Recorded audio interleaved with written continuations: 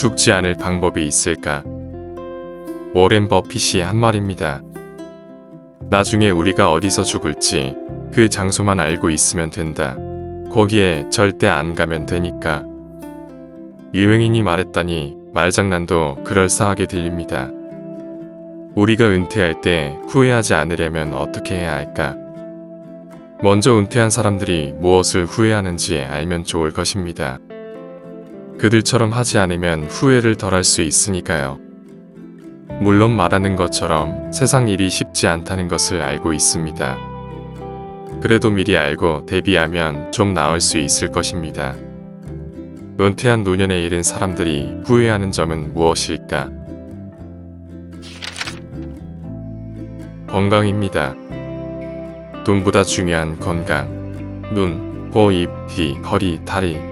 어느 한 곳 소중하지 않은 곳이 없습니다. 젊어서 잘 관리하고 검진 받아두는 않은 것을 가장 많이 후회합니다. 은퇴 후 노년에 건강이 좋지 않으면 할 수 있는 것이 너무나 좁아집니다. 특히 치아에 신경 쓰지 않았던 것에 많은 후회가 있다고 합니다. 너무 오래 일한 것, 혹은 너무 열심히 일한 것. 어떤 누구도 죽음의 순간에 좀 더 많은 시간을 사무실에서 보냈으면 하고 생각하지 않습니다. 대부분의 사람들은 가족들과 친구들과 취미로 더 많은 시간을 보냈기를 희망한다고 합니다. 여행 가지 않은 것, 기회가 되면 사랑하는 사람과 당장 떠나보자. 젊을 때와 달리 나이가 들면서 여러 가지 이유로 여행하는 것이 점점 더 어려워집니다.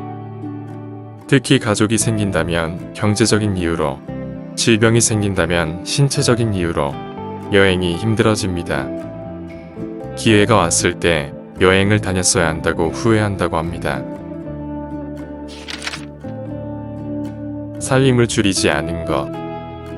많은 사람들이 평생 모아둔 소유물을 정리하면서 애초에 그 물건을 살 필요가 없었음을 깨닫게 된다고 합니다.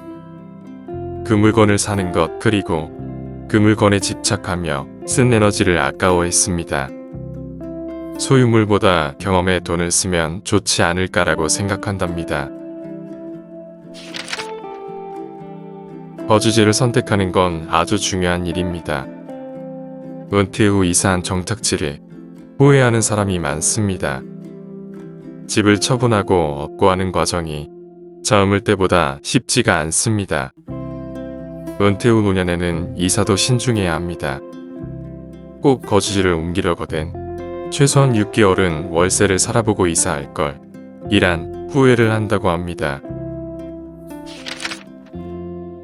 은퇴 전 노후 자금을 좀 더 모아놓을 걸 이라고 합니다. 돈과 행복의 관계에 대해 이런 말들을 많이 한다고 합니다. 행복을 돈으로 살 수 없다면 돈이 모자란 게 아닌지 확인해보라.